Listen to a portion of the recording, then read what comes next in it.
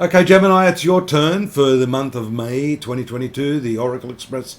Yours truly, Didici from astrology.com.au. And I'm going to continue the theme throughout the reading for the 12 signs this month.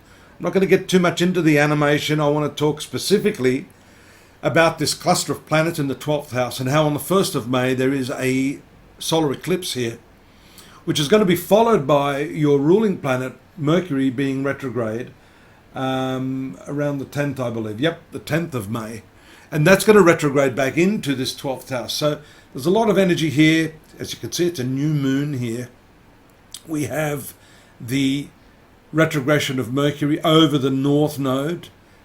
And this being the theme, your karma. What exactly is the karma? How do we read it from the chart? How do we know whether it's going to be good, bad, or indifferent?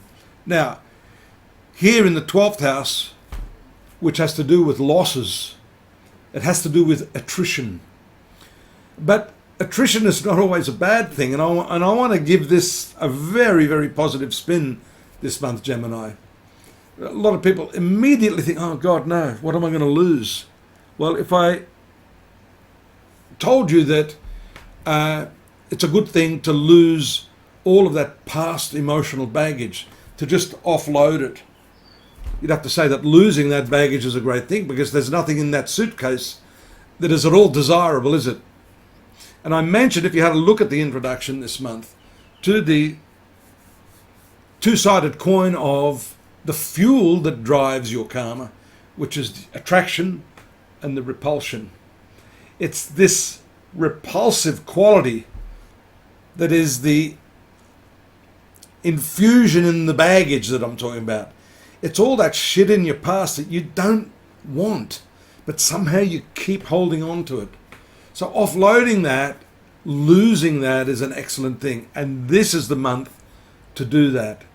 Offloading all this garbage is going to be such a relief for you, an opportunity for you to reappraise how you deal with your past, which in turn determines how your future unfolds. Because it doesn't matter what happens to you, Gemini. You can have all the great things in life happen to you, right? But if underlying that you're miserable, then it's not the event in the process of time that determines your karma. It's the attitude and what you project into that event that gives it meaning, positive or otherwise. So that is why this month is so important. You'll notice at the opposite end of the spectrum, another eclipse taking place on the 16th. This is occurring in the zone of sickness, health, well-being, vitality in your day-to-day routine, co-workers, enemies. Now, it's interesting that this is directly opposite this 12th house stuff, because what you'll find, and it's now a well-known fact, that the more of that shitty baggage you carry and nurse subconsciously, unconsciously, underlying your feelings, the more prone to disease you are. So there's a twofold reason for this. You want to go through life in a more peaceful state.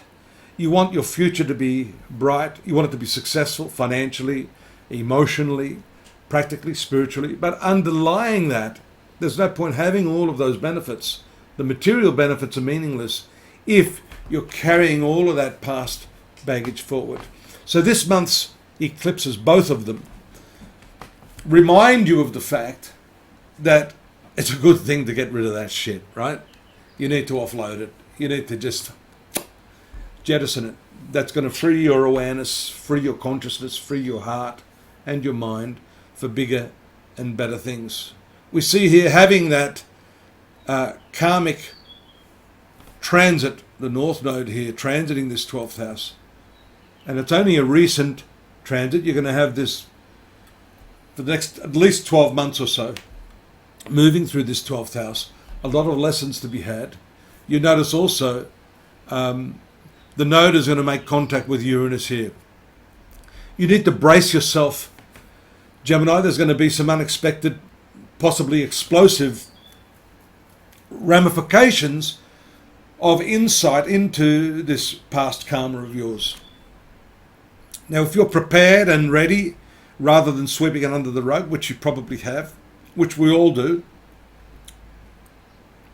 then you're going to short circuit a lot of the negative impact of this conjunction. And that will happen throughout this year. So how do we deal with that? We meditate, we contemplate. We don't turn away from the internal or external relationships that are pointing to some of those weaknesses and shortcomings that have their root in those past events that have bothered us, that have been sitting in our back pocket and weighing us down.